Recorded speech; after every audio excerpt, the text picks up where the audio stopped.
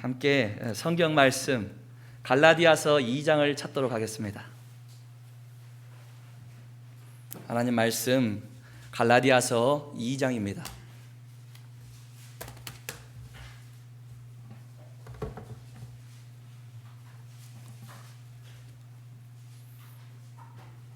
갈라디아서 2장 1절로 10절까지 말씀, 제가 한 절, 성도님들 한 절 교독해서 1절부터 10절까지 읽어 내려가도록 하겠습니다. 먼저 제가 읽도록 하겠습니다.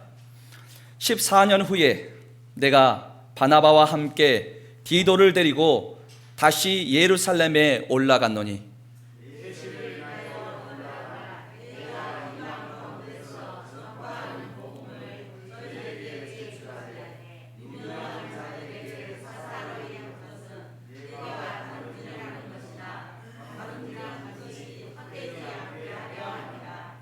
그러나 나와 함께 있는 헬라인 디도라도 억지로 할례를 받게 아니하였으니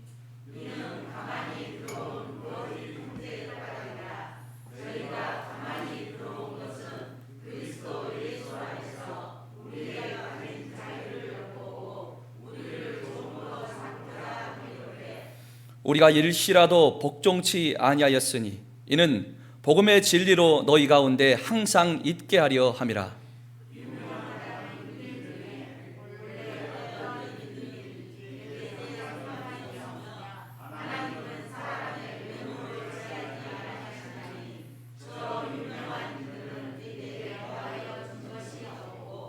도리어 내가 무할례자에게 복음 전함을 맡기를 베드로가 할례자에게 맡음과 같이 한 것을 보고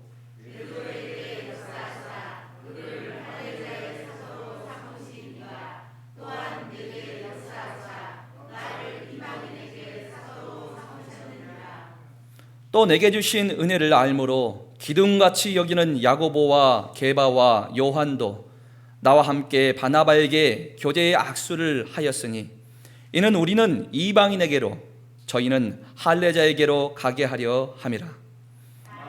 우리에게 가난한 자들 생각하는 것을 부탁하였으니 이것을 나도 본래 힘써 맹하노라. 아멘. 함께 하나님께 기도드린 후에 오늘 주어진 말씀 나누도록 하겠습니다. 같이 기도하겠습니다. 사랑의 주님, 참으로 감사를 드립니다. 이 허망한 세상에서 참으로 메마른 가지와 같이 살던 저희들을 친히 구원하여 주시고 오늘에 이르기까지 변함이 없는 그 사랑의 손길로 인도하여 주심으로 오늘 이 시간에도 저희들 모두가 예배자로 설 수 있게 하신 그 은혜를 생각할 때에 감사와 영광을 올려드립니다. 지나온 한 주간 이 험난한 세상을 살아가며 지쳐있던 저희들의 심령 안에 하나님의 말씀으로 새 힘을 공급하여 주시고 육신의 더러운 소욕 가운데 살았던 시간이 있다면 이 시간 주님의 말씀을 바라볼 때에 이 말씀들이 각인의 마음을 정결케 하여 주시며 새 힘을 얻을 수 있도록 이끌어 주시기를 간절히 바라고 원합니다. 여러 가지 상황과 형편으로 인해서 오늘의 예배 가운데 함께하지 못한 지체들이 있습니까? 어느 곳에 있든지 간에 그 있는 자리가 하나님을 예배하는 현장 되게 하시고 저희들 모두가 주님을 바라보며 감사와 영광을 올려드릴 수 있도록 친히 그들의 마음 또한 인도하여 주시기를 바라고 원합니다. 오늘 이 강단에 선 부족한 자 입술을 주님께 의탁합니다. 하나님 친히 말씀하시고자 하는 내용들로만 사랑하는 성도들에게 들려지게 하시고 피차간에 성령의 교통하는 귀한 은혜의 시간으로 채워질 수 있도록 주님 모든 순서를 이끌어 주시기를 소망하옵고 자비와 은혜가 풍성하신 예수님의 이름으로 기도드립니다. 아멘. 제가 지금 갑작스럽게 우리 여수 우리들 교회에 오게 됐어요. 사실 이제 원래 오늘 파송 오기로 했던 우리 양재영 장로님께서 사정이 생겼어요. 순천교회. 그래서 급하게 어저께 오후 늦게 설교 일정을 좀 변경하게 됐습니다. 저는 하나님의 은혜라고 생각합니다. 개인적으로 우리 여수 우리들 교회 형제 자매님들 만날 수 있다는 것 자체가 저에게는 굉장히 기쁜 일이기 때문에 또 하나님께서 이렇게 인도하셨습니다. 제가 지금 요 앞에 두 차례 올 때요 갈라디아서 말씀을 나눴어요. 우리 형제 자매님들 제가 갈라디아서 1장을 두 차례에 걸쳐서 말씀을 나눴거든요. 오늘 이제 2장으로 넘어왔습니다. 제가 이 여수교회 올 때마다 갈라디아서 말씀 나누려다 이게 마음을 먹었거든요. 그래서 오늘 이제 2장으로 넘어왔어요. 2장 1절로 10절까지 말씀을 우리가 함께 교독에서 읽었습니다. 이 말씀 안에는 우리가 이 땅을 살아가면서 반드시 알아야 할 아주 중요한 내용이 담겨져 있습니다. 그래서 우리가 마음의 문을 활짝 열고 하나님 말씀 속으로 충만하게 들어갈 수 있는 귀한 시간 되기를 소망합니다. 우리 인간들이 세상을 살아가면서 추구하는 최고의 가치가 있습니다. 그게 뭐냐면 바로 자유입니다. 자유. 사람이 인생을 살아가는데 이 자유가 없다는 것은요, 너무나도 곤고하고 메마른 삶이에요. 억압된 삶이죠. 아무리 주변의 환경이 좋게 갖춰졌다 할지라도 나에게 자유가 없다고 느끼는 자들은 그 인생이 공고할 수밖에 없습니다. 예를 들어서 우리 감옥에 있는 우리 수감대에 있는 사람들을 한번 봐보십시오. 그들에게 주어진 여건은 굉장히 만족스럽습니다.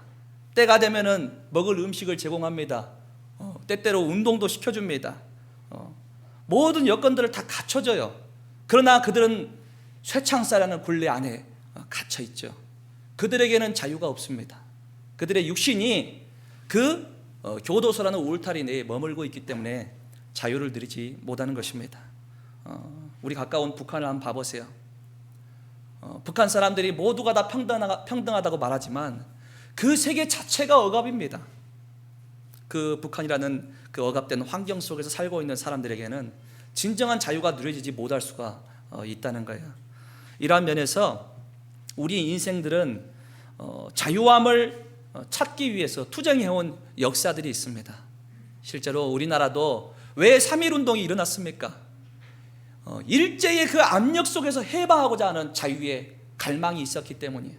그것들을 찾아서 투쟁한 역사들이 우리 모든 인류의 역사 가운데 다 녹아들어 있습니다.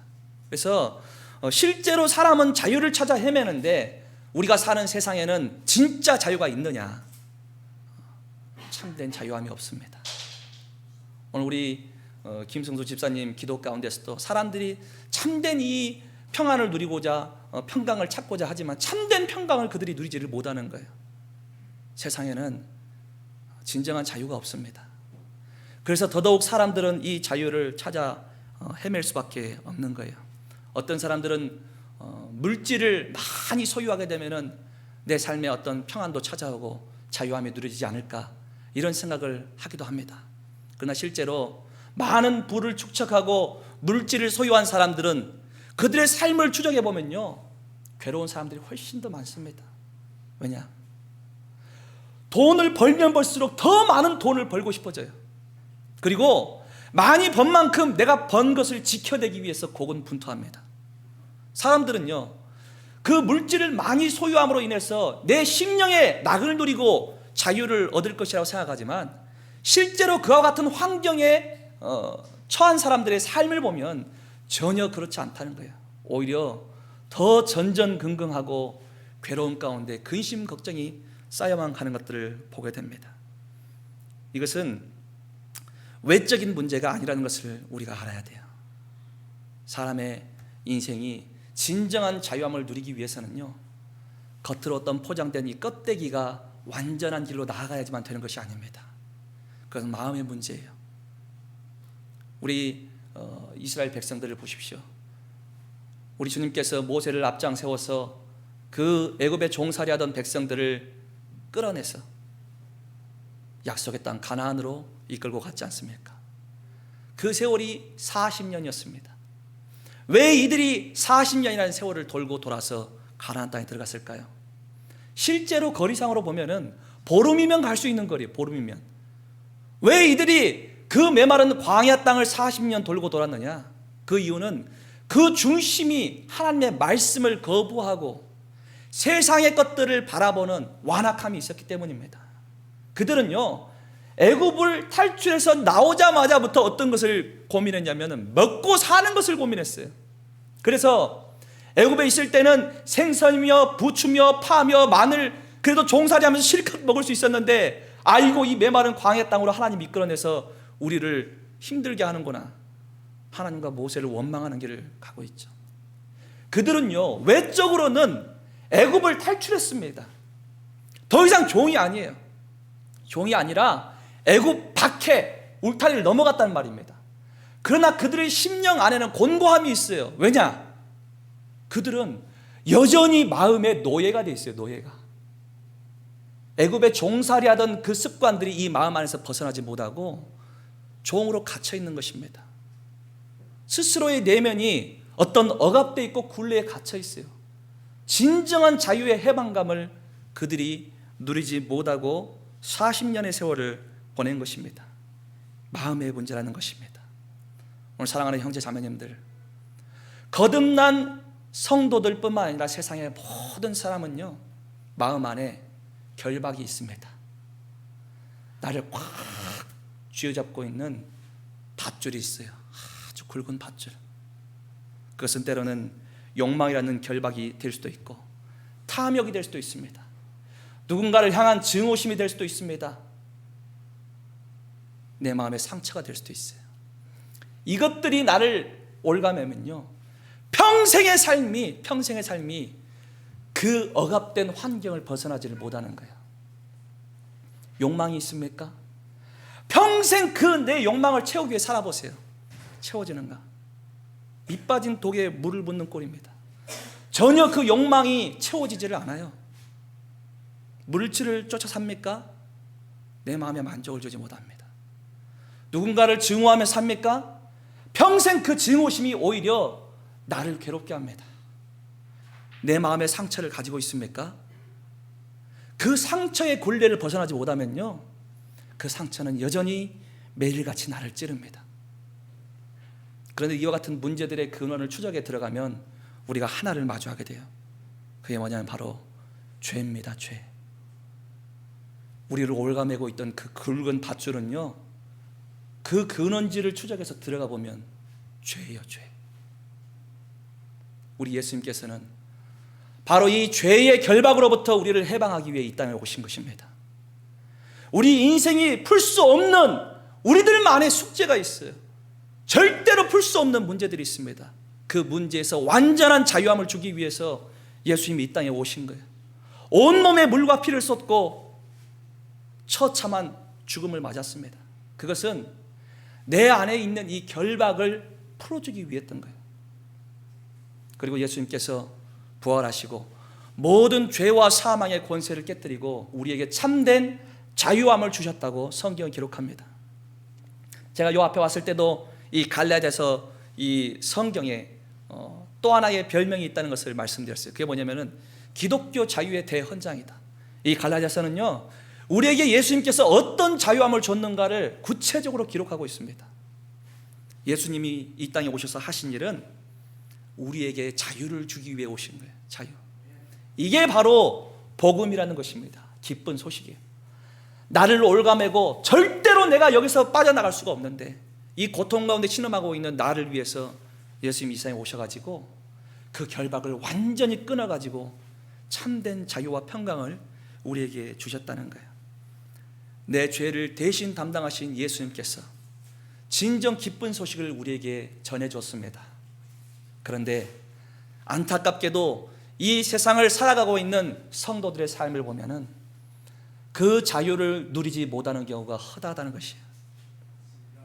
분명 예수님께서는 우리의 자유를 위해서 이 땅에 오셨고 온몸에 피를 쏟고 십자가에서 그 죄의 결박을 끊으셨는데 왜 우리의 삶 가운데는 이와 같은 자유가 누려지지 못하는 것일까? 그것을 이 시간 우리가 함께 생각해 봐야 합니다. 우리가 하나님의 백성이 됐음에도 불구하고 예수님께서 나의 죄를 대신해 십자가를 지셨음에도 불구하고 나는 왜 자유롭지 못한가? 저는 그것을 두 가지로 말씀드리고 싶습니다. 첫 번째는 예수님 죄사함의 그 능력과 권세가 얼마나 나에게 현실적으로 큰지 그걸 내가 공감하지 못하고 체험하지를 못하는 거예요. 예수님 십자가 보혈의 능력이 얼마나 큰지를 매일 삶에서 내가 느끼지를 못하기 때문입니다. 또 하나, 나라는 존재를 사단 마귀가 공격하고 있다는 것을 인지하지 못해요. 그리고 언제나 그 마귀의 공격 앞에서 패배자가 됩니다. 패배자가 무너져 버립니다. 그렇기 때문에 자유함이 누려지지 못하는 거예요. 실제로 성경은 그것을 이야기하고 있습니다. 베드로전서 5장 8절은 뭐라 기록하고 있습니까? 근신하라 깨어라, 너희 대적 마귀가 우는 사자같이 두루 다니며 삼킬 자를 찾나니 하고 기록하고 있어요. 우리의 대적 마귀가요, 크게 울음을 막 제끼는 이 사자와 같이 삼킬 자를 찾으려고 두루 돌아다니고 있다는 거예요. 그 마귀의 공격 앞에서 속수문책 무너져 버리면요, 우리 인생의 자유함이 누리지 못하는 것입니다. 신부는 거듭났어요. 신부는 주님의 자녀가 됐습니다. 그러나 심령 안에 자유함이 없어요. 늘상 내가 실패하는 죄의 지점이 있습니다. 거기서 똑같이 또 무너져요. 나에게서 나오지 말아야 하는 이 행동과 이 내면의 생각들이 또 끄집어내집니다. 거기서 무너져요. 그때 마귀가 공격합니다. 너는 이런 자야. 너 같은 자를 주님이 구원했겠어? 넌 이런 자야. 실제로 거듭났다고 하는 성도들의 삶 가운데 매일같이 습관적으로 반복되는 이 죄의 유혹 앞에서 무너지는 경우 주님의 능력을 맛볼 수가 없어요. 마귀의 공격 앞에서 속수무책으로 무너질 수밖에 없는 것이 우리 인간의 모습입니다. 그래서 오늘 우리 모두가 이 시간 생각해 봐야 할 것은 무엇이냐? 예수님께서 진정 나의 모든 죄를 대신해서 십자가를 지셨고 죄의 결박으로부터 해방을 시켜 주셨다는데, 나는 그러면은 어떻게 하면은 그 주님께서 나에게 주신 자유함을 매일의 삶 가운데서 마음껏 누리며 살 수 있을까? 어떻게 하면 우리 주님께서 나에게 주신 그 충만한 은혜들을 매일의 삶에서 경험하면서 살 수 있을까? 이것을 오늘 이 본문 말씀 앞에서 고민해 봤으면 좋겠습니다. 오늘 주어진 말씀은 거기에 대한 해답을 우리에게 제시하고 있습니다. 오늘 이 본문 말씀을 보시면요, 예수님께서 주신 이 참된 자유함, 이 복음을 지켜내기 위해서 투쟁했던 바울의 모습이 기록되어져 있습니다. 그래서 우리가 본문 말씀 1절과 2절 말씀을 다시 한번 한 목소리로 같이 읽어보도록 하겠습니다. 1절과 2절 같이 읽습니다. 시작. 14년 후에 내가 바나바와 함께 디도를 데리고 다시 예루살렘에 올라갔노니 계시를 인하여 올라가 내가 이방 가운데서 전파하는 복음을 저희에게 제출하되 유명한 자들에게 사사로이 한 것은 내가 다름질하는 것이나 다름질한 것이 헛되지 않게 하려 함이라. 여기 1절 말씀을 보시면요, 바울이 복음을 전하기 시작한 지 14년이 지난 시점이라는 것을 기록하고 있습니다. 14년 후에라고 기록하죠. 그때 어떤 일이 있었냐면은 바울이요, 1절 후반부 보시면은 다시 예루살렘에 올라갔노니 하고 기록하고 있어요. 바울이 지금 선교를 다니고 예수님을 전했던 사람인데 예루살렘으로 돌아갔대요. 다시 14년 후에. 바울은 선교사입니다. 바울은 안디옥 교회에서 파송된 선교사예요. 근데 그가 여러 선교 여행을 다니다가 바나바와 디도를 데리고 예루살렘을 올라갔다고 기록하고 있습니다. 자, 왜 방문했냐면은 그 이유를 2절에 기록하고 있어요. 2절 말씀 봐보니까 계시를 인하여 올라가 내가 이방 가운데서 전파하는 복음을 저희에게 제출하되. 자, 이방인들에게 복음을 전하고 있었던 바울인데 그 복음의 메시지에 관해서 잘 정리를 해가지고 그것을 예루살렘에 제출을 하기 위해서 갔다 하고 기록하고 있는 것입니다. 여기에 지금 저희에게 제출하되 하고 기록하고 있죠. 이 저희는 예루살렘 교회의 지도자들입니다. 그러니까 바울이 예루살렘 교회의 지도자들을 만나가지고 내가 전하고 있는 복음이 이런 복음입니다 하고 그걸 잘 정리해서 제출했어요. 그러니까 우리가 이 강단에선 어떤 강사들이나 아니면 대학생들 뭐 발표 수업 같은 걸 할 때 프레젠테이션 한다고 합니다. 준비한 것들을 딱 앞에서 발표하는 거. 그럼 바울이 그와 같은 모습이에요. 본인이 이방인들에게 복음을 전했던 핵심 메시지가 있습니다.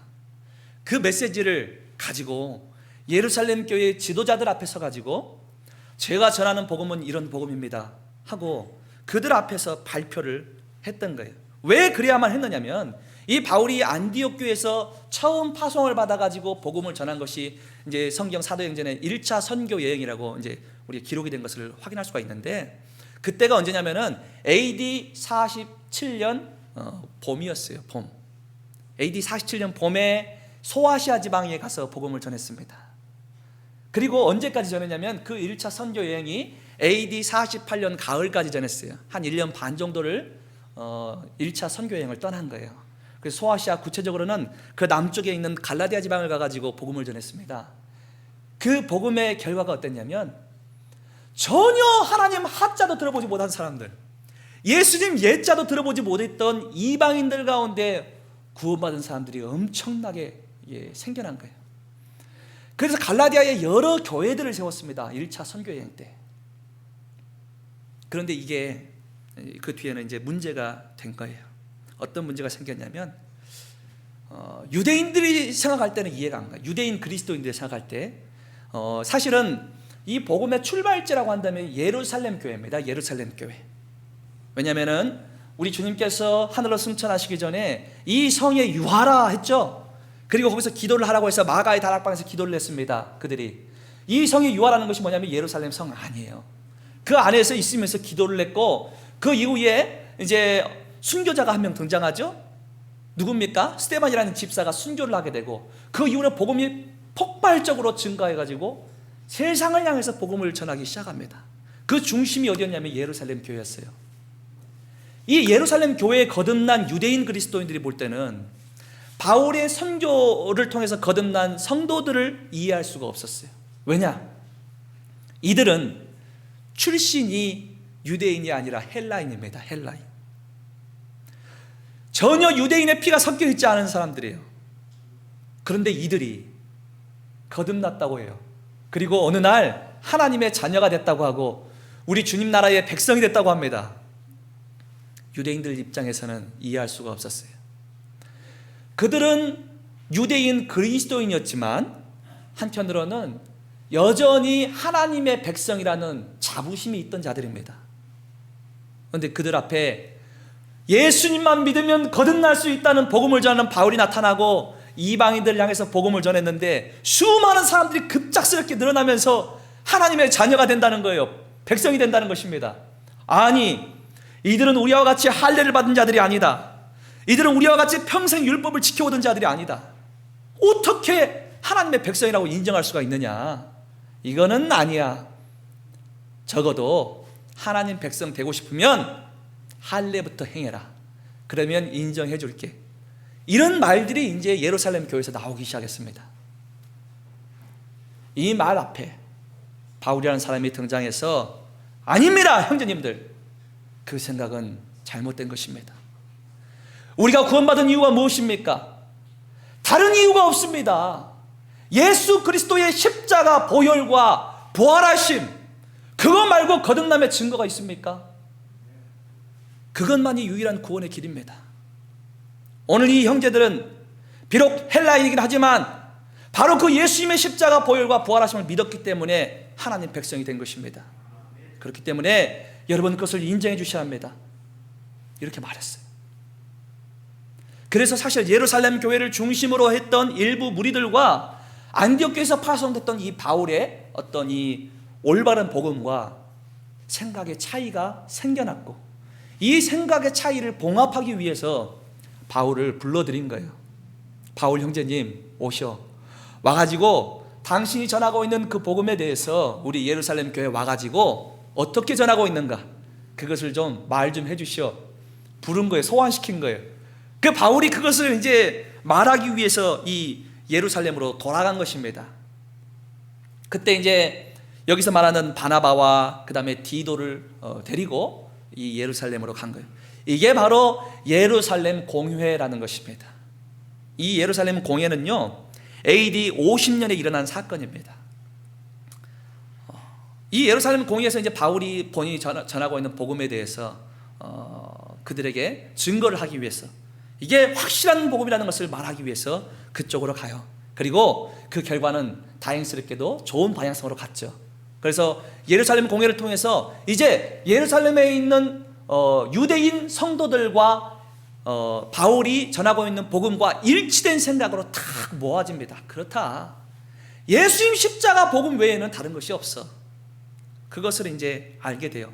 그런데 그 과정 속에서 예루살렘 공회로 자 같이 갑시다 하면서 데리고 간 사람들이 누구였다고요?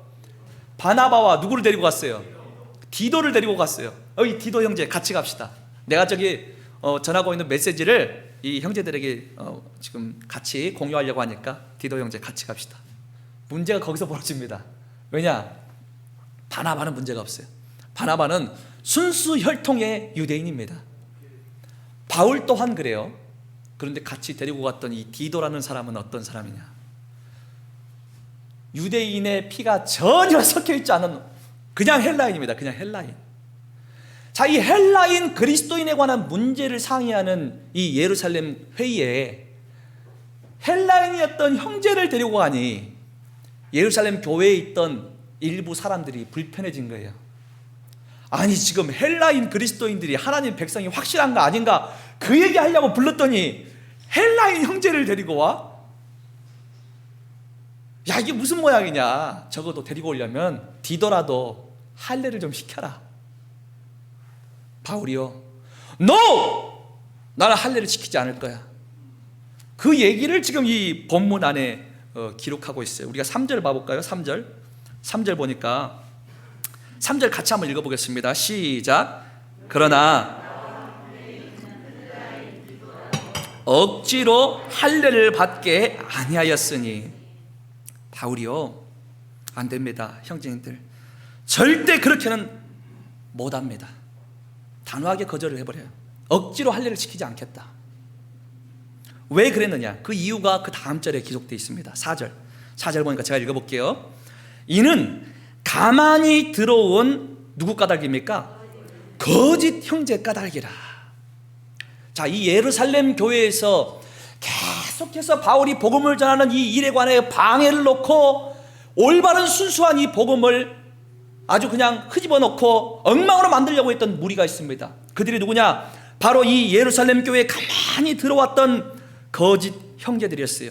그들은 외형상 껍데기는 예수님을 믿고 거듭난 유대인 형제들을 같았지만 실제로 그들은 어떤 자들이었냐? 유대주의자들이었어요. 예수님만이 구원의 길이 아니야. 율법도 지켜야 돼.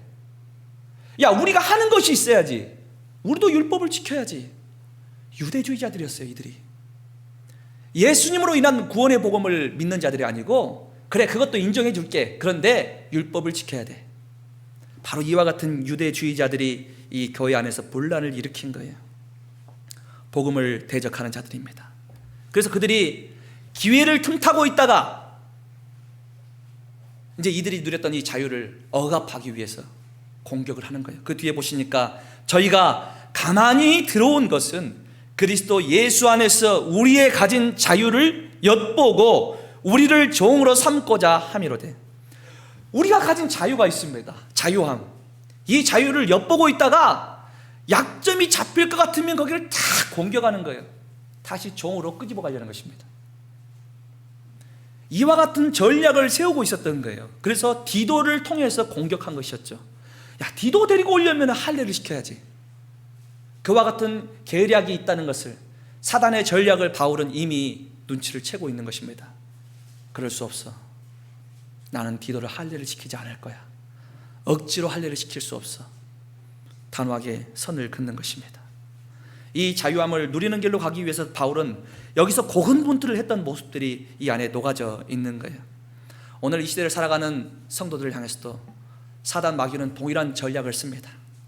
마귀는요, 우리가 예수님을 통해서 완전한 죄사함을 받고 영원한 자유함을 누린 것을 알고 있지만 그것을 일상의 삶에서 내 것으로 삼고 그 자유를 충만히 누리는 것을 결코 눈뜨고는 못 봐요. 마귀는 계속해서 우리의 약점을 공격해서 너는 이런 자야, 너는 이런 자야, 그래서 너는 안 돼.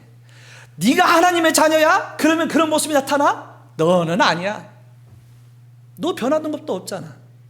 계속해서 그 약점을 공격합니다. 그것이 우리의 중심을 파고들면요, 이 마음 가운데 괴로움이 들고 우리 주님이 나에게 허락하시는 완전한 그 자유함이 내 것으로 누려지지를 못하는 거예요. 다시 한번 죄사함을 받은 그 확실한 형제가 됐음에도 불구하고 죄의 굴레 속에서 괴로움에 처하는 경우가 허다합니다. 성도들의 삶 가운데 한 가지 예를 좀 들려드리고 싶습니다. 어떤 한 어린 소년이 있었어요. 그런데 이 소년이 방학을 맞아서 시골에 있는 할머니 집에 한 달 동안 있으려고 놀러 갑니다. 근데 누나가 한 명인데 누나랑 같이 갔어요. 근데 이제 이 시골에서 어떻게 놀까를 계획을 잘 세우다가 이 소년이, 그래, 내가 얼마 전에 산 새총이 있는데 그 새총을 가지고 시골에 가가지고 이것도 맞추고 저것도 맞추고 새총 연습을 좀 해봐야겠다. 새총을 탁 챙겨가지고 이제 누나랑 같이 그 할머니 집으로 갔어요. 그리고 깡통을 세워놓고 깡통을 탁 맞춰갖고 명중을 시키고, 아, 역시 나 잘해, 막 기분 좋게 이렇게 놀고 있었어요. 그런데 그 옆에 닭이 꺽대꺽꺽꺽 닭이 지나가고 있는 거예요. 아, 저희 할머니가 키우는 닭입니다. 저 닭을 한번 놀래켜 줘볼까 해가지고 새총을 들고 닭 바로 옆에 있던 나무를 향해서 탁 조준을 했어요. 나무를 탁 맞추는 소리가 나면 닭이 놀라가지고 도망갈 줄 알고 이 옆에 있는 나무를 향해서 정조준하고 탁 쐈는데 이 새총에서 발사된 작은 돌멩이 하나가 나무로 가지 않고 정확하게 닭의 머리통을 명중해 버렸어요. 이 닭이 그 즉시로 머리를 탁 맞고 즉사해 버렸습니다. 닭이 죽어버렸어요. 그런데 함께 갔던 누나가 그 장면을 다 보고 있는 거예요. 근데 누나가 보고 있는지 모르고 이 소년이 당황하고 어찌할 바를 몰라가지고, 어이구, 이 죽은 닭을 알면 큰일 나는데 안 되겠다. 급한 마음에 땅을 파가지고 땅에다 묻어버렸습니다. 묻는 것까지 누나가 다 보고 있었어요. 그리고 나서 그 동생의 약점을 잡아가지고 공격합니다. 할머니가, 야, 저기 마을에 나가가지고 두부를 한 번만 좀 사와라 시키면은 누나가 동생한테 가가지고, 야, 너 사와. 사오라는 거예요. 너 안 사오면 알지? 어쩔 수 없이 알았어. 가가지고 두부를 사옵니다. 뭐 일하니까 이것 좀 도와줘라. 할머니가 그러면은 너가 가서 도와줘. 동생이 같이 가 이러면은 너 어쩔 수 없이 또 가가지고 혼자 합니다. 이와 같은 상황을 이제 못 견디고 누나한테 반항하면서 계속 이럴 거야? 누나 그러지 마. 하는데 너 계속 그러면은 할머니한테 너 닭 내가 말한다. 이 어린아이가 방학 생활을 즐기지 못하고 몇 날 며칠을 앓으면서 괴로움 가운데서 어떡하냐 이제 누나한테 이게 누나가 말하면 큰일 나는데 전전긍긍하다가 도저히 못 참아가지고 이 죄를 못 이기고 할머니 앞에 가가지고 자백합니다. 할머니, 제가 사실 할머니의 사랑하는 닭을 죽였습니다. 제가 죽일 마음은 없었지만 새총놀이를 하다가 머리를 맞춰서 죽였고 당황한 나머지 제가 땅에다가 묻어버렸습니다. 그리고 이 장면을 다 목격한 누나가 저에게 이렇게 했습니다. 너무 힘들었습니다. 할머니에게 혼날 줄 알았어요. 근데 이 할머니가 인자한 모습으로, 얘야 일찍 말하지 그랬느냐, 사실 나는 네가 그 닭을 죽이는 장면도 같이 봤고 닭을 묻는 장면까지 다 봤다. 근데 네가 진실된 마음으로 나에게 와서 말해주기를 기다리고 있었다. 지금까지 그것을 늦게 말했기 때문에 너가 그렇게 힘든 시간을 보낸 거 아니냐. 얼마든지 와서 말할 수 있었는데 왜 이렇게 늦게 왔느냐. 할머니가 이렇게 말하는 거예요. 사랑하는 성도님들, 오늘 이 시대의 마귀의 전략이 그것입니다. 우리의 모든 죄와 허물을 용서하신 예수 그리스도가 있습니다. 하나님은요, 우리의 앉고 일어섬을 아시고 우리가 얼마나 하나님 앞에 무지하고 죄로 가득 찬 연약한 인생인지를 압니다. 우리가 여전히 실패할 수 있다는 것을 하나님 다 알고 계세요. 그렇기 때문에 예수님이 이 땅에 보내신 것입니다. 그런데 문제는 마귀는요, 계속해서 우리가 실패하는 그 지점에 나타나서 우리를 무너지게 한다는 거예요. 이미 그것에 관해서 우리 주님이 잘 아시고 완전히 용서하신 사건이 2000년 전에 일어났는데 그것을 보지 못하게 만들고 현재의 나의 연약함을 먼저 보게 만드는 거예요. 여전히 무너지게 만듭니다. 이것은 마귀가 우리를 속이는 전략이에요. 계속해서 우리의 연약함을 들춰내고 우리를 속이는 거예요. 나를 올가맵니다. 죄의 결박으로 올가매요. 이 결박이 내 안에서 점점점 굵은 동아줄이 되면요, 주님 앞에 나아갈 수가 없는 거예요. 내가 예수 그리스도의 보혈을 의지해서 거듭난 순간이 있었다 할지라도 그것은 나와 별개의 문제가 되어버린 것처럼 막막할 때가 있다는 것입니다. 하나님은요, 우리가 어떤 잘못을 범했던 간에, 우리가 살아가면서 하나님 앞에 얼마나 수치스러운 일이 있던 간에 그 모든 죄는 이미 예수 그리스도의 십자가 안에서 끝나버렸습니다. 더 이상 하나님께서 기억하지 않기로 작정하셨어요. 끝나버렸어요. 그 끝난 일을 들춰내는 마귀가 있습니다.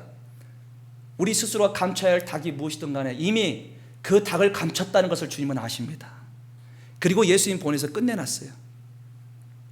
오늘 이 사실을 믿음으로 받아들이지 못하는 자들은요, 여전히 예수님 보혈의 능력이 얼마나 큰지를 경험하지를 못하고 살아가는 거예요. 오늘 내가 주님 앞에 실패할 그 지점을 주님 보시고 용납하셨습니다. 내일 내가 무너질 것을 아시고 예수님 보혈로 덮어버렸습니다. 우리 평생의 모든 연약함을 예수님 십자가에서 끝냈습니다. 완전히 끝냈어요. 더 이상 하나님 보지 않기로 작정해버렸습니다. 그것은 내가 어떻게 보느냐와 별개예요. 하나님이 안 보시기로 작정한 거예요. 이게 바로 우리 예수님을 통해서 오신 하나님의 긍휼과 자비의 은혜입니다. 그것이 우리 마음 가운데서 살아 역사하고 그 은혜를 붙잡고 붙드는 자들이 참된 자유함으로 나아갈 수가 있는 거예요. 그래서 우리가 진정으로 자유함을 얻었다 말한다면 그것은 말에 그치는 것이 아니에요. 우리 삶에서 경험하는 능력이 되어야 합니다. 이 자유는 내 삶에서 누려지는 자유가 되어야 돼요. 이론으로 알고 있는 자유가 아니라 오늘도 내일도 예수님 보혈 안에서 누려지는 자유가 되어야 합니다. 그것을 주님께서 원하시는 거예요. 오늘 바울은 그것을 이 성경 안에서 기록하고 있습니다. 혹여 우리 성도님들 마음 가운데 내가 너무나도 나약하고 부끄러운 자다, 여전히 실패하는 자다, 나는 왜 이렇게 무너지는 자인가? 예, 원래 우리는 그런 자입니다. 원래 나는 원래 그런 자예요. 그런 나를 위해서 예수님이 오신 거예요. 그 모든 죄의 결박은 이미 끊어졌습니다. 2000년 전에 이미 끝난 사건이에요. 그것은 우리 인간이 인정하든 인정하지 않든 하나님 편에서 끝내놓은 사건입니다.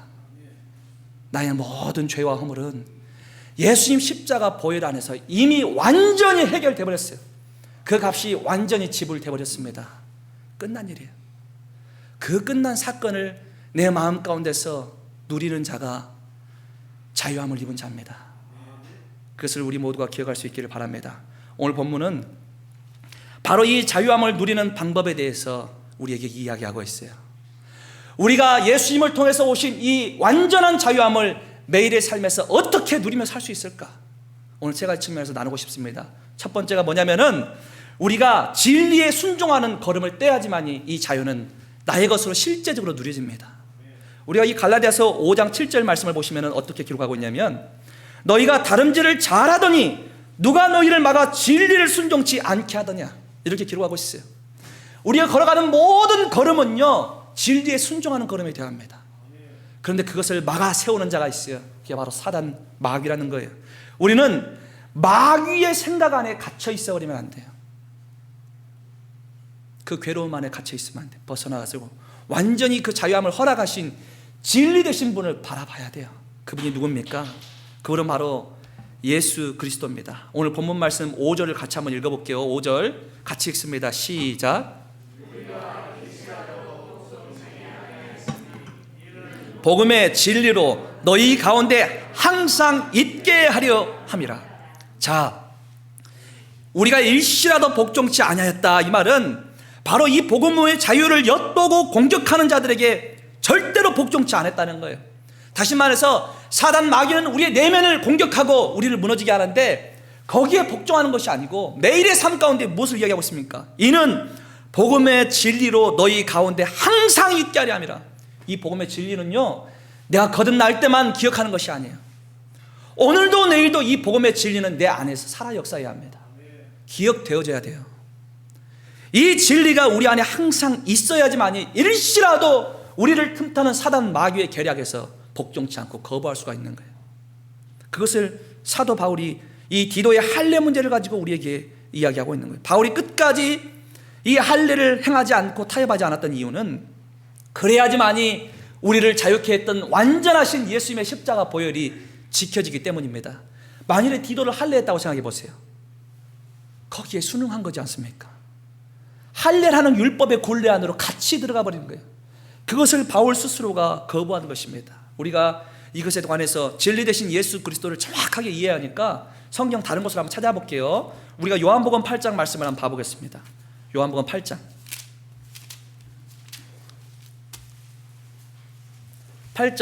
31절로 32절 말씀 보겠습니다.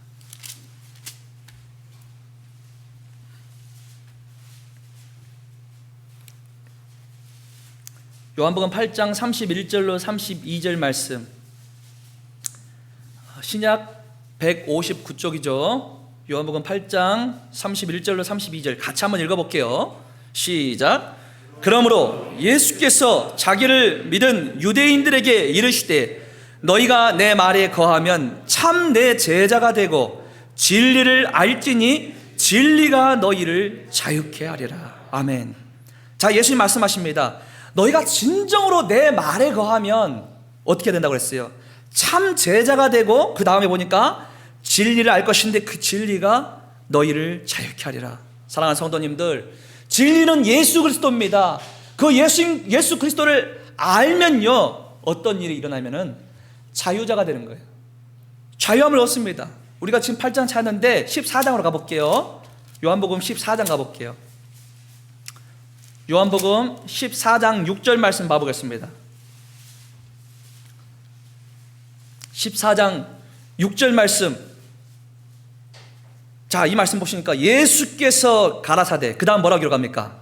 내가 곧 길이요 진리요 생명이니, 이렇게 기록하고 있잖아요.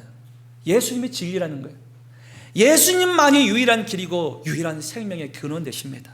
그래서 우리가 진리 그 자체이신 이 예수님을 마음 가운데 받아들이면요 그분이 내 마음을 지배하기 때문에 자유가 누려지는 거예요. 그분이 나와 함께 하기 때문에.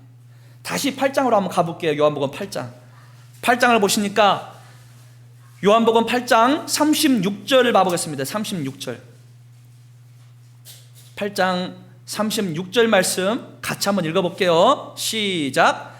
그러므로 아들이 너희를 자유케 하면 너희가 참으로 자유하리라. 아멘. 우리 예수님께서 자유하게 하시면요 진짜 자유해질 것이다, 이렇게 기록하고 있는 거예요. 이 자유는 우리 신앙인들에게만 나타나는 놀라운 역설적인 모습입니다. 사랑하는 형제자매들 생각해 보세요.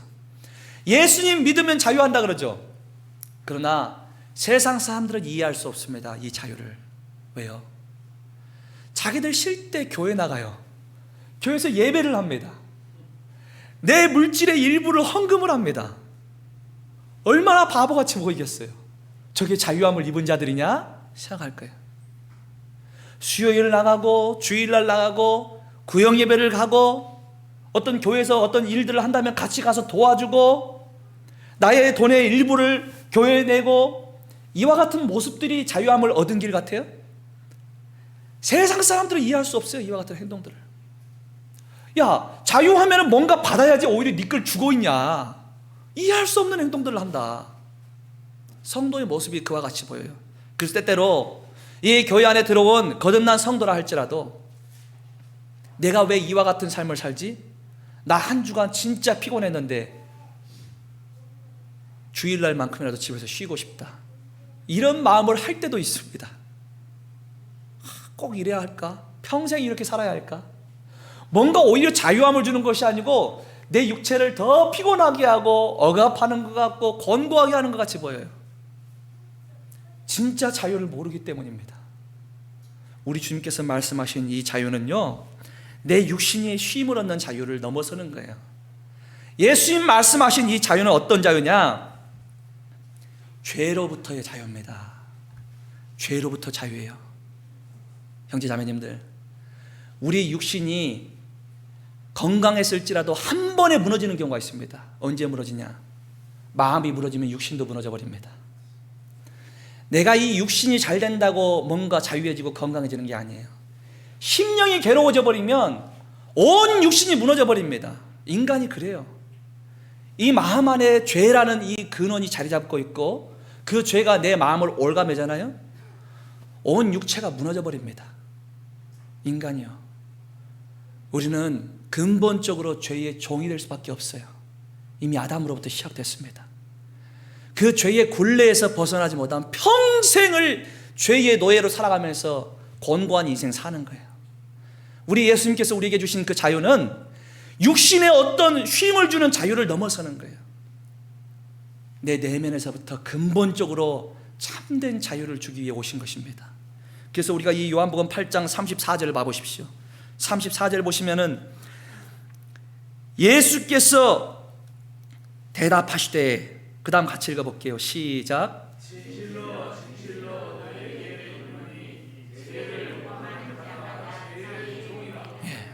죄의 종이에요. 죄의 종. 평생 우리는 죄와 함께 갈 수밖에 없는 인생입니다. 그렇다면 죄와 함께 가면요 종이 돼요. 무엇의 종이 된다고 그러고 합니까? 죄의 종이 돼버려요. 우리 예수님께서 이 땅에 오셔가지고 우리에게 주신 자유함은 그 죄로부터의 자유함입니다. 그게 참된 자유함이에요. 우리 심령에 평안을 주셨다고 하는데 그건 뭐냐면 내가 도저히 극복할 수 없는 내 인생의 연약함들, 그것들을 예수님께서 완전히 풀어줬다는 거예요. 끝내놨다는 것입니다. 그 자유함을 예수님께서 우리에게 주셨다는 거예요. 그 자유가 나의 것으로 믿어지고 누려지게 되면 오늘도 내일도 그 자유는 나의 것이 되는 것입니다. 내 것이 되고 마음껏 그것을 누리면서 살아갈 수가 있어요. 그러나 그것을 보지 않고 겉으로 드러나는 것만 자유함을 찾으면요 방법이 없어요. 누군가는 저에게 얘기합니다. 저 사람 참 특이한 사람이야. 직장 생활도 하는데 교회에서 뭐 말씀을 한 달에 5번을 서고 그 다음에 어디를 가고 뭐 신방을 다니고 상담을 한다고 하고, 야 저렇게 사는 게 행복할까? 성도들이 봤을 때도 이해를 못하는 경우가 있어요. 승호 형제는 참 희한해. 저렇게 사는 것이 행복해? 저는 마음속으로 생각합니다. 어떤 생각을 하냐? 내가 만일에 이 주님의 일에 힘쓰지 않았다면, 내가 만일에 주님의 것들에 시간을 투자하지 않았다면 나는 어디 있을 것인가? 세상에 있어요. 세상에 그 메마른 삶을 똑같이 살아갈 것이라는 것입니다. 여전히 그 메마른 인생의 삶에 치여 살아갈 거예요. 그러나 정신을 바짝 차리고 주님 일에 매달리니 그럴 틈이 더 점점점 줄어드는 거 아닙니까? 이건요 저에게 주는 진정한 자유예요. 사랑하는 형제 자매님들, 이 교회와 함께 가는 모든 걸음은요 나를 죄의 유혹으로부터 지켜주는 자유의 길입니다. 그 길을 가는 거예요. 누군가가 봤을 때 이해할 수 없죠. 왜 저런 삶을 살까? 왜 피곤하게 살까? 아니요, 안 피곤해요. 오히려 그 삶은 행복한 삶입니다. 내가 누리는 자유함이 있어요. 그들은 몰라요. 제가 누리는 자유를 몰라요. 오늘 이 땅을 사는 성도는 이와 같은 삶을 살아야 합니다. 평생을 세상 사람들과 뒤섞여 가지고 그 가운데 똑같이 그들과 같은 생각을 하고 인생의 문제를 가지고 고민하는 것이 아니라 주님께서 나에게 주신 사명감을 가지고 이 교회 안에서 예수님께서 나에게 허락하신 참된 자유를 누리면서 사는 것, 그게 복된 길이에요. 복된 길. 그 삶을 추구하는 자들을 하나님 기뻐하십니다. 그게 자유를 누리는 길이에요. 오늘 우리의 삶 가운데 자유가 누려지지 못한다면 그것은 주님과 발걸음을 함께 떼지 않기 때문입니다. 주님과 같이 가지 않는데 어떻게 자유함이 누려지겠어요? 주님이 기대하시는 자리에 있지 않고 주님이 원하시는 생각을 하지 않고 주님께서 요구하시는 그 삶에 복종치 않으면 어떻게 자유가 누려지겠냐고요. 그것과 함께 갈 때 자유가 누려지는 것입니다. 오늘 우리는 그것을 알아야 돼요. 그래서 우리 예수님께서 마태복음 11장에 이런 말씀하셨죠. 수고하고 무거운 짐진 자들아 다 내게로 오라. 내가 너희를 쉬게 하리라 그랬어요. 근데 그 말과 완전히 반대되는 내용이 그 다음 구절에 등장합니다. 나의 멍에를 메고 나에게 배우라는 거예요. 예수님께서. 얼마나 반대되는 말입니까? 너희에게 힘을 주겠다고 하는데 멍에를 메라 그래요. 멍에를. 멍에 매는 삶이 쉼을 얻는 삶입니까? 반대되는 개념 같죠? 사랑하는 형제 자매님들, 이 멍이라는 것은요, 예수님 말씀대로 사는 순종의 삶입니다.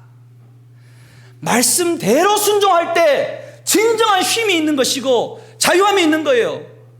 오늘 우리 삶이 곤고한 이유는 말씀에 순종하지 않기 때문입니다. 순종하지 않는데 어떻게 자유함이 있어요? 주님이 주시는 그 자유함이 어떻게 누려지겠어요? 말씀대로 살지 않는데. 우리 인생의 딜레마가 이것입니다. 주님이 원하시는 현장에 있고 주님이 원하시는 삶 안에 거하면요, 거기에서 누려지는 자유가 있어요. 그거는 경험한 자만 압니다. 경험하지 못한 자들은 전혀 이해할 수 없는 사고예요. 멍에를 매는 것이 쉼을 얻는 것인가? 나는 쉬고 있는데 저 사람은 나가고 있어요, 교회를. 야, 미련한 사람. 그게 미련한가요? 아니에요. 주님이 기대하시는 현장에 있는 자는 참된 평강이 있고 자유가 있습니다. 오늘 우리 삶에 곤고함이 있습니까? 메마름이 있어요? 여전히 실패하는 그 죄의 지점이 있습니까? 오늘 그 자리에서 내가 주님과 함께하고 있는가를 한번 봐보십시오. 그 주님의 말씀에 순종하는 걸음을 떼고 있는 과정 속에서 그와 같은 메마름이 느껴진다면 성경 덮어버리세요. 믿을 게 못 되니까. 그러나 오늘 제가 이 성경을 믿고 오늘 이 말씀을 강단에서 자신 있게 성도들과 교제할 수 있는 이유는 제가 그 안에서 진정한 자유를 누리고 있기 때문입니다. 오늘 우리 형제 자매님들도 그와 같은 경험이 있었다면 그 길을 추구할 수밖에 없는 거예요. 물론 우리의 삶에는 내 마음대로 살고 싶은 욕심도 있고 내가 원하는 원대한 꿈이 있을지라도 그것보다 우선순위에 둬야 하는 것은 주님의 말씀에 순종하는 나의 모습입니다. 그것이 있을 때에 하나님께서 나에게 주신 자유가 나의 것으로 누려질 수가 있는 거예요. 오늘 우리의 삶에 내가 구원받았음에도 심령의 자유함을 누리지 못하는 이유는 무엇인가? 스스로에게 자문해 봐야 돼요. 내가 과연 그 주님의 말씀에 순종하는 걸음을 떼고 있는가? 그렇지 못한 경우가 훨씬 많습니다. 그렇기 때문에 오늘 우리 형제 자매님들 본문이 주시는 교훈은 그거예요. 진리에 순종하는 것입니다. 사단 마귀의 여러 가지 유혹과 시험에 무너지는 인생이 아니라 오늘도 내일도 항상 복음이라는 진리에 순종하는 걸음을 뗄 때 참된 자유함은 나의 것으로 누려질 수가 있는 거예요. 두 번째로 우리가 이 자유를 누리기 위해서는 내면에 아주 확실한 무장을 해야만 합니다. 내 마음을 무장해야 돼요. 이 마음을 무장하지 못하면요, 여전히 내 마음속에서 자리 잡고 있는 욕심과 허영심, 시기, 질투가 일어나고 내 육신의 소욕들이 발현해서 그것을 쫓아 살도록 만듭니다. 그래서 우리가 중요한 것은 내 내면부터 무장을 해야 한다는 거예요. 내면부터. 껍데기를 무장하는 것이 아니고요, 내 내면을 하나님의 것으로 무장을 해야 합니다. 다시 본문으로 돌아가 볼게요. 갈라디아서 2장을 다시 한번 가보겠습니다. 2장 6절 말씀 봐보겠습니다. 2장 6절 말씀 제가 한번 읽어보겠습니다. 유명하다는 이들 중에 본래 어떤 이들이든지 내게 상관이 없으며 하나님은 사람의 외모를 취하지 아니하시나니 저 유명한 이들은 내게 더하여 준 것이 없고 하고 이렇게 기록하고 있죠. 자, 여기 유명하다는 이들하고 표현하죠. 실제로 이들은 아주 이름이 알려져 있는 유명한 사람들입니다.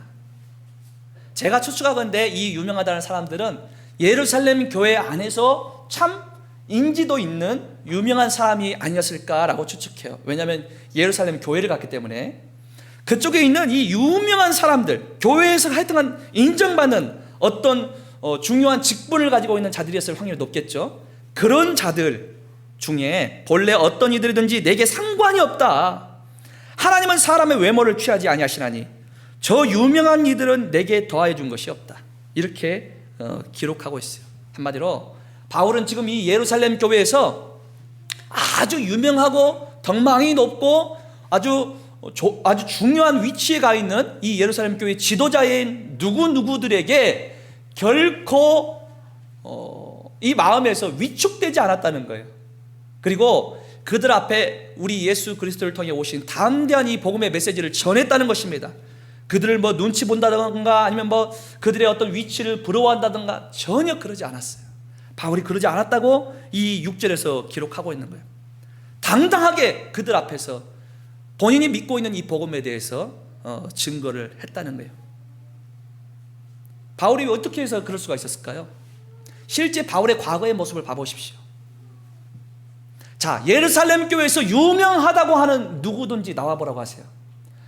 과거의 바울보다 잘 나갔던 사람이 있는가? 없어요. 이 바울은요, 바리새인입니다. 사랑하는 성도님들, 우리가 이 복음서 보면은 바리새인들, 외식하는 자들이라고 하면서 많이 등장하니까 유대인 전부 다 바리새인이다 생각하시면 안 돼요. 이 바리새인은요, 유대인 전체 인구에서 6,000명밖에 안 됐습니다. 굉장히 소수예요. 수백만 유대인들 가운데서 6,000명밖에 안 되는 사람이 바리새인이에요. 바울은요, 바리새인 중에서도 바리새인이에요. 바울이. 이 바울은요, 히브리인 중에서 히브리인이라고 스스로 고백했습니다. 그는 난지 8일 만에 할례를 행했어요. 그는 어디에서 학습을 했습니까? 유대 최고의 랍비라고 불렸던 가말리엘 문화에서 아주 우등생으로서 수학을 했던 사람이에요. 이 사람은 어느 출신입니까? 베냐민 지파 출신이에요. 베냐민 지파는요, 왕을 배출한 지파입니다. 왕족 출신. 자, 우리 이스라엘의 1대 왕이 사울이죠. 사울이 베냐민 지파입니다. 이 베냐민 지파의 혈통을 가지고 온 사람이에요, 바울이. 외적으로는 전혀 꾸릴 것이 없습니다. 그는요, 산헤드린 공회의 회원이었습니다.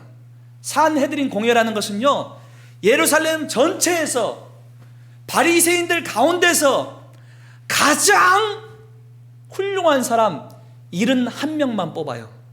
그들이 정치며 경제며 종교적인 도덕적인 모든 것들을 관할해서 어떤 심판을 하고 어떤 위치를 결정하는 자리였어요. 산헤드린 공회의 회원이었던 사람이 바울입니다. 그 71명 안에 들어갔던 사람이에요. 껍데기만 봤을 때는 바울보다 잘난 사람이 없어요. 그럼 바울이 그걸 가지고 자랑했습니까? 아니에요. 이 바울, 우리가 복음서 이 신약 성경을 보시면은 바울이라는 사람이 스스로 뭐라고 합니까?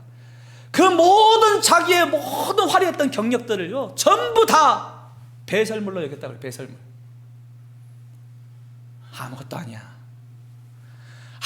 아무것도 아니야. 겉으로 드러나 보이는 거, 하나님 앞에 우리가 내세울 수 있는 게 있습니까? 아무것도 없어요. 세상에 어떤 잘 나간다고 하는 사람이라 할지라도 우리 주님 앞에 서면요, 부끄러운 인생입니다. 부끄러운 인생. 바울이 왜 그들 앞에서 당당했느냐? 자기 과거의 모습이 당당했기 때문이 아닙니다. 그가 그들 앞에서 당당했던 이유는 진리 대신 예수 그리스도를 통해서 거듭났기 때문이고, 그 주님의 말씀 앞에 순종의 걸음을 뗐기 때문이에요. 그 주님과 더불어 살았기 때문입니다. 사랑하는 형제 자매님들, 우리가 이 세상 가운데서도 담대할 수밖에 없는 이유는 그 주님이 나와 함께 동행하고 있기 때문입니다. 오늘 바울 심령 안에는 예수님께서 함께 하신다는 강한 자신감이 있었어요. 그 주님과 더불어 살아가는 인생이었습니다. 매일의 삶이 주님과 함께 갔어요. 오늘 신앙인들이 하루하루 걸음을 떼는데요, 내가 신앙생활을 해간다고 생각합니다. 아니에요. 신앙생활은 내가 해내는 것이 없습니다.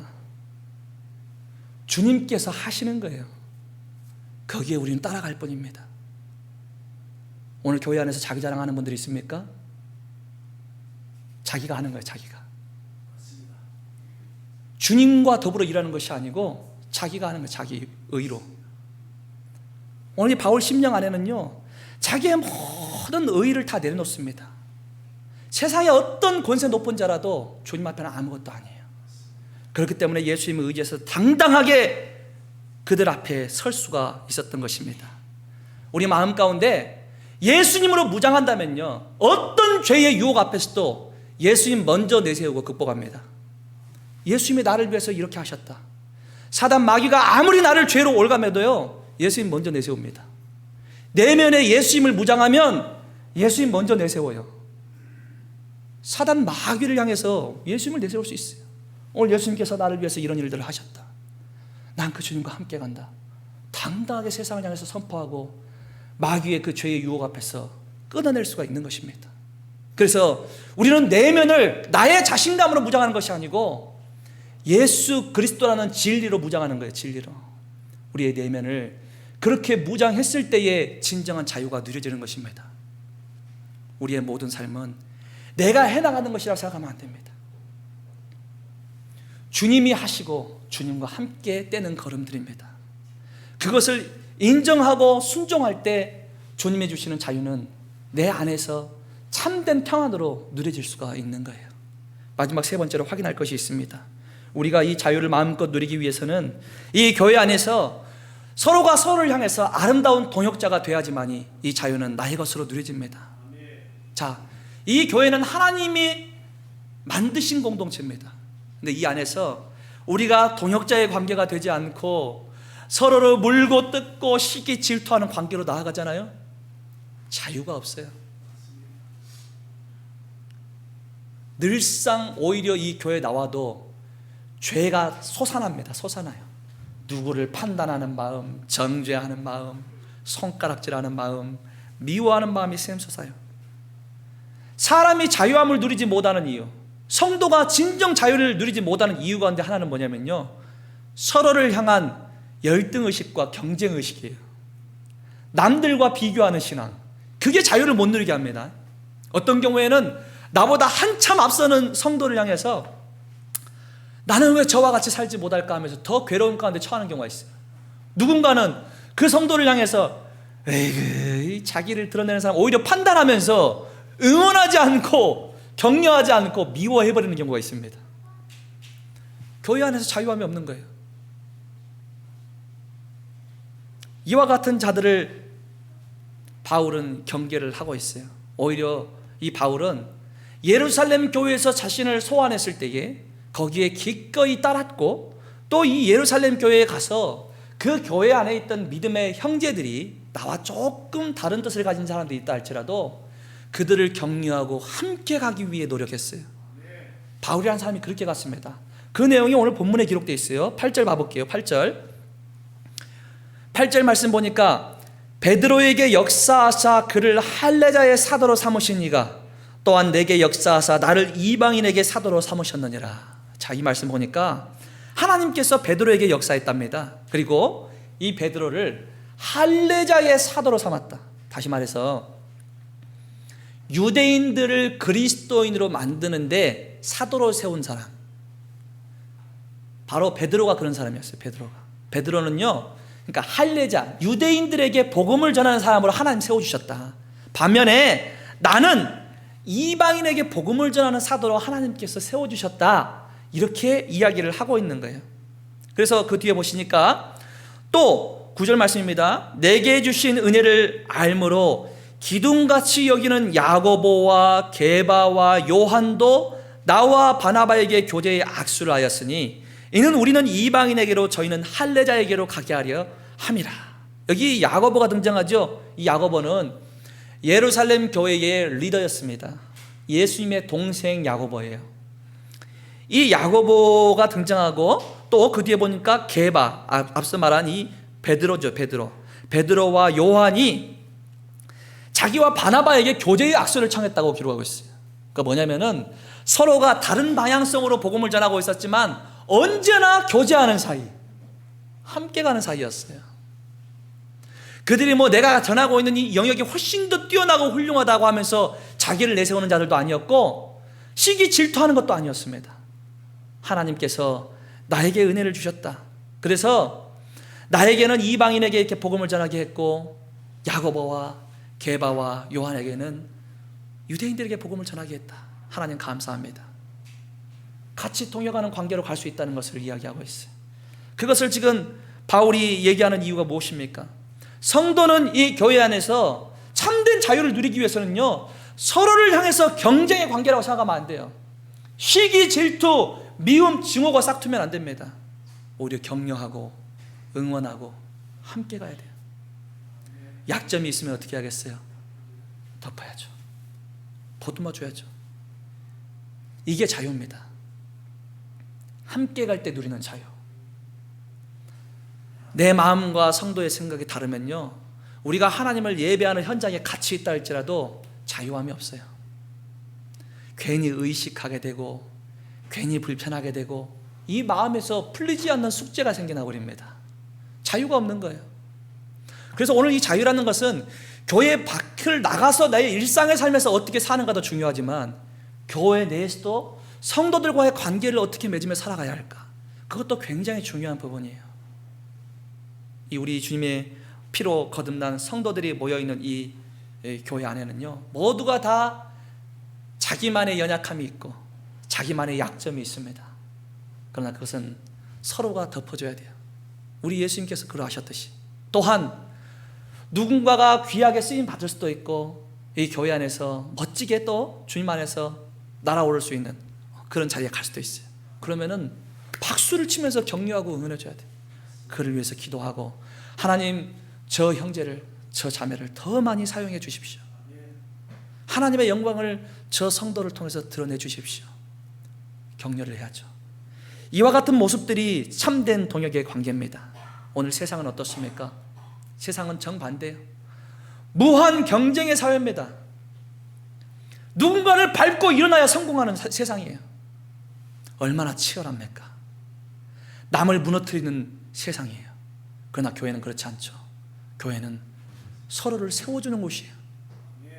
나를 낮춰버리고 상대를 세워주는 곳이 교회입니다. 완전히 반대의 길을 가요. 그러나 그 안에서 자유가 누려진다는 것입니다.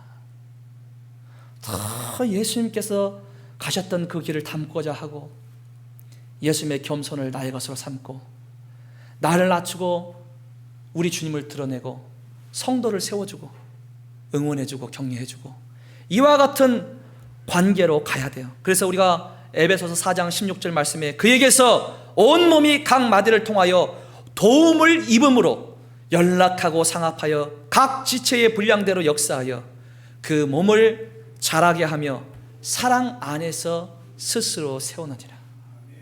서로가 동역하면 어떻게 되는 줄 아세요? 그 예수 그리스도의 사랑 안에서 나 자신도 스스로 세워져 갑니다. 점점 자라갈 수가 있다는 거예요. 그러나 여전히 어린아이 같은 모습으로 누군가를 판단하고 미워하고 질투하고 시기하면요, 여전히 자라나지를 못해요. 함께 가지를 못합니다. 그 사랑으로 하나 되는 관계 속에 들어가지를 못하는 거예요. 그래서 오늘 우리 주님의 보혈로 거듭난 모든 사랑하는 형제 자매님들, 우리는 한마음 한뜻으로 연합해서 서로를 세워주는 동역의 관계로 나아가야 합니다. 우리가 로마서 8장 28절 말씀을 보시면, 우리가 알거니와 하나님을 사랑하는 자 곧 그의 뜻대로 부르심을 입은 자들에게는 모든 것이 합력하여 뭘 이룬다 그래요? 선을 이루느니라. 우리 주님의 뜻대로 부르심을 입은 자들이 모든 것을 합력해서 하나님의 선을 이루고 하나님의 의를 드러내야 돼요. 그 길로 우리 모두가 나아갈 때 그 안에 자유가 있습니다. 평강이 있어요. 주님께서 더 많이 부어주는 은혜가 내 마음에서 누려지게 되는 것입니다. 그래서 우리는 서로를 미워하고 찌르는 관계가 아니라 서로를 보충하고 채워주고 나눠주고 세워주는 관계로 나아갈 때에 하나님 그것을 기뻐하시고 우리 안에서 그 자유를 마음껏 누리게 해 주신다는 거예요. 그래서 참된 자유자는 어떤 자냐? 결과적으로 큰 그림을 그리고 멀리 내다볼 줄 아는 자입니다. 근시안적인 사고로 살면요, 오늘 이 땅에서의 삶만 바라볼 수밖에 없고 오늘 교회에서 갈등하는 문제만 바라볼 수밖에 없어요. 그러나 멀리 내다보세요. 성도님들, 멀리 내다보면 뭐가 보입니까?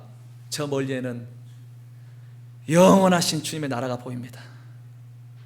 그 주님의 나라에 들어가기 전에 우리 모두가 예수님 앞에서 내 신앙이 살아왔던 삶에 대해서 이야기하는 시간이 있을 거예요.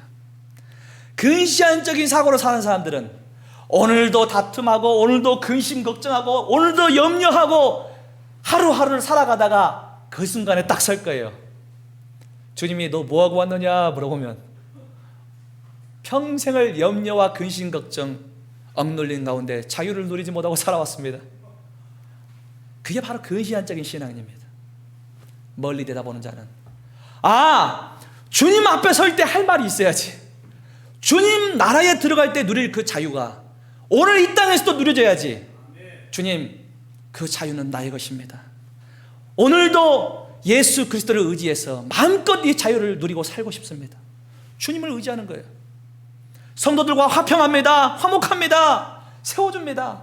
잘하고 있어요 형제님, 잘하고 있어요 자매님. 역시 최고입니다. 형제님을 통해서 자매님을 통해서 우리 주님 드러나니 얼마나 감사한지 모릅니다. 이와 같은 고백으로 평생을 산다면 그 자유는 매일같이 누려지는 거예요. 교회 나올 때마다 누려지는 것이고 주님 앞에 섰을 때 어떻게 되겠어요? 너는 평생을 그렇게 감사로 살더라. 마땅히 받을 상급 마음껏 받아라. 덤으로 우리 주님께서 아름다운 멸류관을 우리에게 허락해 주시는 것입니다. 우리의 삶이 그와 같아야 돼요. 근시안적인 생각으로 우리 육신의 욕망에 치여 살다가 사단 마귀의 올무에 걸려서 예수 그리스도의 십자가 보혈로 자유함을 얻었음에도 불구하고 그 자유를 누리지 못하고 사는 사람이 있는가 하면 멀리 내다보고 오늘도 내일도 나와 함께 하시겠다 약속하신 예수님, 그 주님과 함께 동행해야지. 성도들과 기쁨으로 살아가야지. 매일같이 그렇게 사는 사람들은 멀리 내다보는 자예요. 두 가지 길이 우리에게 놓여 있습니다. 오늘 우리는 무엇을 선택할 것입니까? 두말할 것도 없어요. 멀리 내다보면 가야죠. 멀리 내다보면 내 이 육신의 현장만 바라보면 안 됩니다. 멀리 내다봐야 돼요.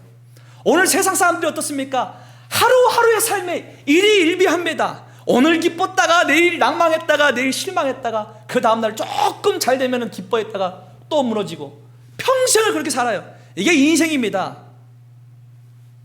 우리는 그 곤고한 삶에서 해방된 자들이에요. 완전한 자유가 우리에게 보장되어 있습니다. 우리는 이미 그리스도 예수 안에 들어와 있는 자들이에요. 그것을 내가 있는 그대로 믿고 확신 가운데 누린다면 자유는 오늘도 내일도 영원히 나의 것으로 기쁨 가운데 함께 할 것입니다.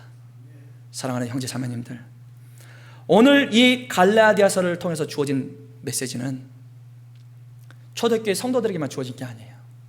오늘 저에게 주어진 말씀입니다. 사랑하는 형제 자매님들도 동일하게 주어진 말씀이에요. 우리는 자유를 어떻게 누려야 합니까? 자유를 누리는 유일한 길은, 그 열쇠는 예수님에게 있어요. 우리가 그 진리 되신 예수님에게 순종하고 그 주님을 내 마음 가운데 모시고 이 내면을 확실하게 무장하고 교회 안에서나 세상 가운데서 주님의 빛을 드러내고 주님께서 내게 주신 그 사랑을 드러내는 관계 속으로 나아간다면 이 자유는 교회 안에서나 밖에서나 영원토록 동일하게, 오늘 이 땅에서도 영원한 세계에 가서도 동일하게 누려지는 거예요. 동일하게. 그래서 때때로 인생에 신음하는 문제가 있고 곤고한 삶이 있고 고난의 현장이 있다 할지라도 그것은 잠깐입니다. 오히려 그러한 환경들은 나를 연단함으로 인해서 더 강하게 하시는 주님의 계획일 수 있어요. 오늘 인생에 질병과 공고한 삶의 염려들이 있습니까? 그것은 하나님 나를 더 사랑하시기 때문에 주시는 환경일 수도 있습니다. 그것들을 있는 그대로 받아들이고 주님 감사합니다. 내가 비록 낭망할 환경 속에 있다 할지라도 우리 주님은 이 모든 결박과 사슬로부터 완전히 자유케 하신 주님이십니다. 주님 그것을 인정합니다.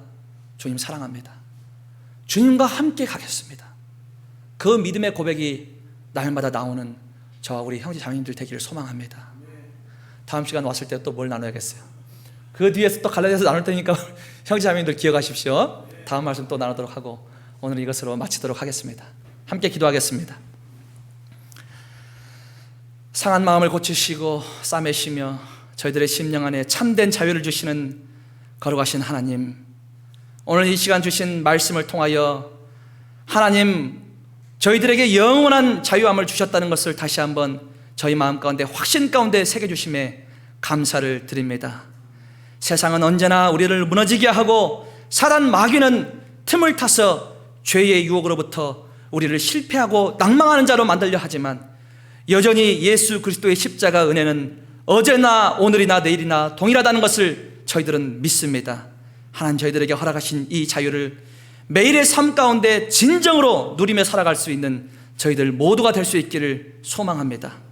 혹여 이 자리에 머리 숙인 사랑하는 형제 자매들 가운데 아직도 끊어내지 못한 옛 죄된 생활의 염려들과 습관들이 있습니까? 마음의 상처가 있습니까? 패배의식이 있습니까? 아니면 하나님께 나아가지 못하는 인생에 신음하는 근심, 걱정, 염려들이 있습니까? 이제 그 모든 것들을 이미 예수님께서 십자가 안에서 해결하셨다는 것을 믿음으로 고백하고 주님의 십자가 아래 그 모든 염려와 근심들을 내려놓고 이제 나와 함께 동행하시는 예수님을 바라보며 살기를 소망해 봅니다. 언제나 주 성령께서는 말할 수 없는 탄식으로 저희들을 위해서 친히 간구하신다. 로마서 8장에 기록했습니다. 주님, 저희들이 감히 하나님을 바라볼 수 없는 그 시점에도 여전히 주님은 저희들을 바라보시고 저희들을 돕기 원하신다는 것을 저희들이 언제나 기록하기를 원합니다. 그 주님의 도우심의 능력을 의지해서 이 곤고한 세상 속에서도 참된 평강과 자유함을 누리며 살 수 있는 저희들 모두가 될 수 있기를 간절히 소망해 봅니다. 오늘 저희들 가운데 말 못할 인생의 염려와 괴로움 가운데 처한 성도들 있다면 하나님께서 그 모든 염려로부터 해방하는 참된 치유와 회복의 역사를 성도들 가운데 누리게 하여 주시기를 간절히 소망합니다. 인생의 질고로 인해서 또한 힘들어하는 자들이 있습니까? 고난 중에 위로가 되시는 주님께서 그 어려움의 상황들을 익히 알고 계시기에 기도로서 내어 맡기고 주님을 바라볼 때에 담대한 믿음과 용기를 주심으로 또한 회복하여 주시기를 간절히 바라고 원합니다. 오늘도 내일도 변함없이 하나님은 저희와 동행하신다는 것을 마음으로 믿고 우리 사랑하는 형제 자매들 매일의 삶 가운데서 주님의 그 도우심과 보살핌, 지켜주심을 바라보고 강력한 믿음을 가지고 우리의 생애가 끝나는 순간까지 주님의 나라를 바라보고 담대히 걸어갈 수 있는 우리 모두가 될 수 있기를 간절히 소망하오며 은혜가 풍성하신 예수님의 이름으로 기도드립니다. 아멘.